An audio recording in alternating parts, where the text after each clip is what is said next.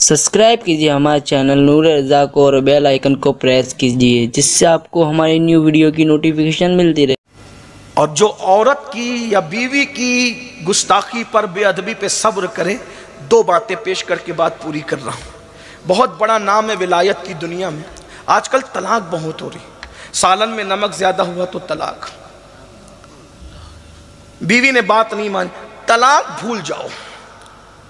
नौजवानों तलाक, और क्या सोचते हो, अरे उतार के फेंको इसको, इससे अच्छी मिलेगी। याद रखना अल्लाह के रसूल फरमाते हैं कमा तदीन तुदान, जैसा करोगे वैसा भरोगे। अगर किसी पे जुल्म करके तलाक दी तो जो दूसरी आएगी पूरा पूरा बदला लेगी, उसको क्या करोगे, याद रखना।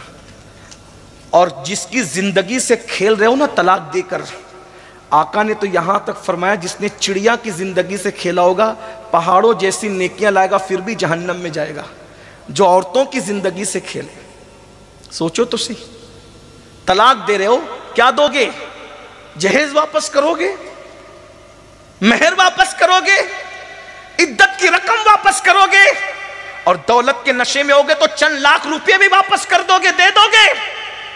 रकम पर लोगों की आबरू को तोलने वालों, याद रखना सब कुछ लौटाओगे, क्या उसका शबाब जो तुमने चूसा है, क्या वो शबाब भी लौटा सकोगे। और याद रखना किसी की बेटी को तलाक देकर उसको बिस्तर पे तड़पाने वालों, हमारे तुम्हारे नबी ने फरमाया अलबिर ला यबला वज़्ज़म्ब ला युनसा वद्दय्यान ला यमूत एमल मा शेत कमा तदीन तुदान। नेकी कभी पुरानी नहीं हो सकती, गुनाह कभी भुलाया नहीं जा सकता, खुदा को कभी मौत नहीं आ सकती। तुम जो चाहो करो, जैसा करोगे वैसा भरोगे। अगर तुमने किसी की बेटी को तलाक देकर उसके पूरे खानदान को गमगीन किया और तड़पाया है, तो तुम भी इस मंजिल से गुजरने के लिए तैयार रहो। किसी का दामाद बनते वक्त ये सोच लेना कि मेरा भी कोई दामाद बनेगा। दामाद बन करके बहुत मोचों पे ताव देते हो। किसी का शौहर बनने से पहले यह भी सोचना कि मैं भी बेटी का बाप बनूंगा और मेरा भी कोई दामाद होगा। खेल बना रखा है, सब तमाशा बना रखा है। अल्लाह के रसूल अलैहिस्सलातु व तस्लीम ने तस्बीह और मुसल्ले की बुनियाद पर, दाढ़ी और टोपी की बुनियाद पर किसी को अहम नहीं करार दिया। दाढ़ी टोपी तस्बीह मुसल्ले की अहमियत अपनी जगह है, लेकिन आका फरमाते हैं तुम में सबसे बेहतर वो है जो अपनी बीवी के साथ अच्छा सुलूक करता है, और मैं तुम सब में बेहतर हूं कि मैं अपनी बीवियों के साथ तुम सबसे ज्यादा अच्छा सुलूक करता हूं। गौर कीजिए, एक हस्ती है विलायत की दुनिया में, बहुत बड़ा नाम है सैयदी अहमद कबीर रफाई। सरकार गौसे पाक ने फरमाया अहमद कबीर मारिफत का समुंदर है, समुंदर। गौस पाक जिसको मारिफत का समुंदर कह दे वो क्या हस्ती होगी। और फिर हमारे मसलक में तो ये बात बिल्कुल मशहूर है, बार बार आपने सुना होगा उलमा से कि जब मदीने मुनव्वरा जाकर के आका के मवाजे में पहुंच कर कहा सलाम अलैका या जद्दी, तो कब्र अनवर से जवाब आया वालेका सलाम या वलदी, ऐ मेरे बेटे तुझ पे भी। तो कहा हुजूर मुसाफा करना चाहता हूं, तो हमारे बुजुर्गों ने फरमाया अहमद कबीर रिफाई के लिए हुजूर ने अपने हाथ कब्र अनवर से बाहर निकाल दी। ये है सैयदी अहमद कबीर रिफाई, सिलसिले रिफाइया के बानी है, मकाम गौसियत पर फाइज है। इतने बड़े बुजुर्ग हैं, मगर अब सुनो, उनका एक मुरीद था। उस मुरीद ने ख्वाब देखा कि मुर्शिद सैयदी अहमद कबीर रिफाई मकाम सिद्दीकियत पर फाइज हो गए। मकाम सिद्दीकियत, और सिद्दीकियत का मकाम नबूवत के मकाम के बाद है। सिद्दीकियत के ऊपर नबूवत है और नबूवत के बाद सिद्दीकियत है, दोनों के बीच में कोई और मुकाम नहीं है। शहादत उसके बाद है, विलायत उसके बाद है, नबूवत के बाद सिद्दीकियत है। इसीलिए हम कहते हैं जब नबूवत के बाद कुरान ने भी सिद्दीकियत को रखा है, तो फिर सिद्दीक अकबर की अफजलियत से इनकार का क्या माना है। कुरान भी कहते हैं अनअमल्लाहु अलैहिम मिनन नबिय्यीन वस्सिद्दीकीन, नबूवत की बात। इसीलिए हमारे दादा मुर्शिद हुजूर मुहद्दिस आजम के चौचवी रहमतुल्लाह अलैह यूं कहते हैं मर्तबा हजरत सिद्दीक का ये है सैयद, हर फजीलत के वो जामे हैं नबूवत के सिवा। اگر لوگ الگ الگ بولی بولنے پر آ جائیں تو کسی کی نہ ماننا، اپنے اسلاف کے نقش قدم پر رہنا۔ یہ میرا عنوان نہیں ہے، لیکن بات میں نے اشارے میں عرض کر دی۔ کوئی بھی بولنے کے لیے آئے تو اس کو تولو اسلاف کی بولی پر، جس کی بولی اسلاف کی بولی سے ملتی ہے اسی کو قبول کرو، اور جس کی بولی اسلاف کی بولی سے نہیں ملتی اس کی گفتگو کو دیوار پہ مار دو، کیونکہ ہمارا مسلک ہے تیرے غلاموں کا نقش قدم ہے رائے خدا، وہ کیا بہک سکے جو یہ سراغ لے کے چلے۔ نئی نئی بات لانے والوں کو ہم کیا قبول کریں؟ اسلاف تو کہہ چکے، جو کہنا تھا کہہ چکے اسلاف۔ بہرحال تو مرید نے دیکھا کہ پیر صاحب مقام صدیقیت پر فائز ہے، صدیقیت کا مقام، لیکن مرید کی ہمت نہیں ہوئی کہ پیر کو اپنا خواب بیان کر سکے۔ پہلے کے مرید لوگ کیا ادب کرتے تھے، پیر کی شان میں خواب دیکھا ہے، لیکن حوصلہ نہیں ہے کہ پیر کو اپنا خواب بیان کر سکے۔ آج تو ہم مریدوں کو پیر صاحب سے مذاق کرتے دیکھ رہے ہیں۔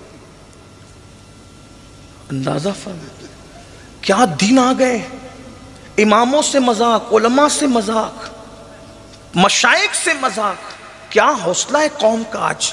بہرحال لیکن وہ پیر بھی کون تھا، ہائے ہائے ہائے، جسے دنیا احمد کبیر رفاعی کہتی ہے۔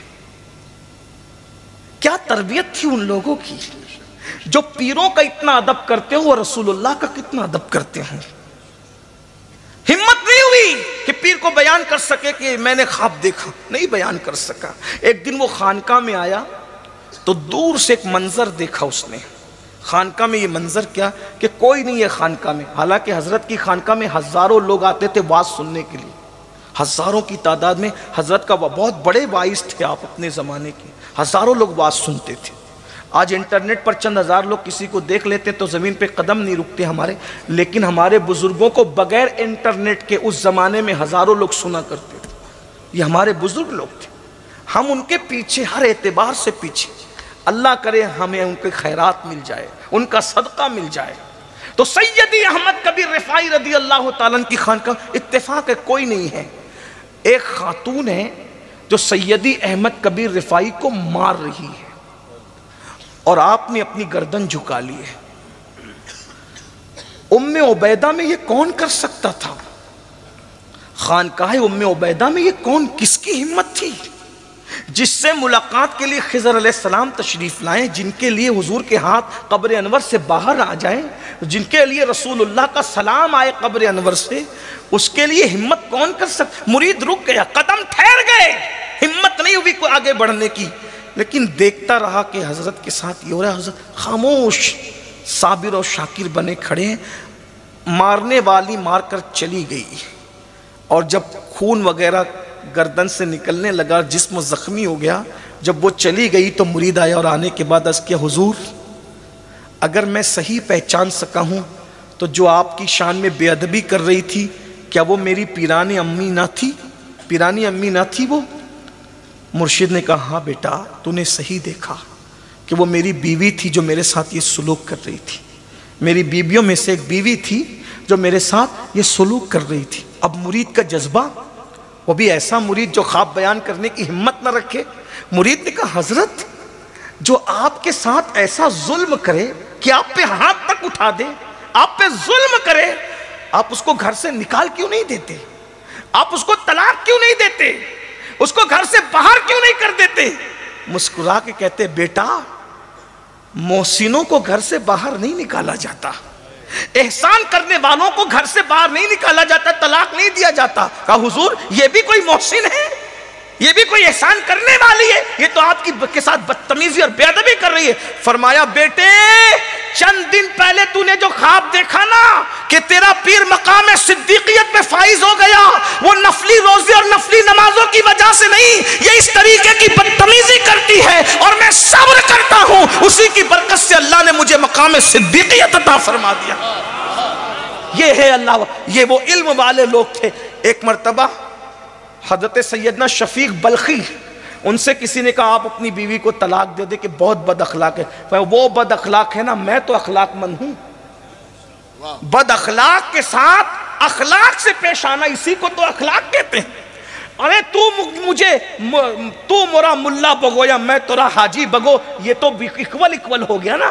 वो मुस्कुरा रहे तो आप भी मुस्कुरा रहे, वो गिफ्ट दे रहे तो आप भी गिफ्ट दे रहे। यार ये अखलाक नहीं है कि वो गिफ्ट दे तो आप भी गिफ्ट दे, वो मुस्कुराए तो आप भी मुस्कुराए। अखलाक तो ये है वो जुल्म में आगे बढ़ते रहे, आप हुस्ने सुलूक में आगे बढ़ते रहे। ये अखलाक तो ये है ना अखलाक। और जो बीवी के साथ अखलाक से पेश नहीं आ सकता, फिर वो किसके साथ अखलाक से पेश आ सकता है? इसलिए सबसे ज्यादा नापसंदीदा काम तलाक है। तलाक पे कंट्रोल करो और बीवी के साथ निभा की कोशिश करो।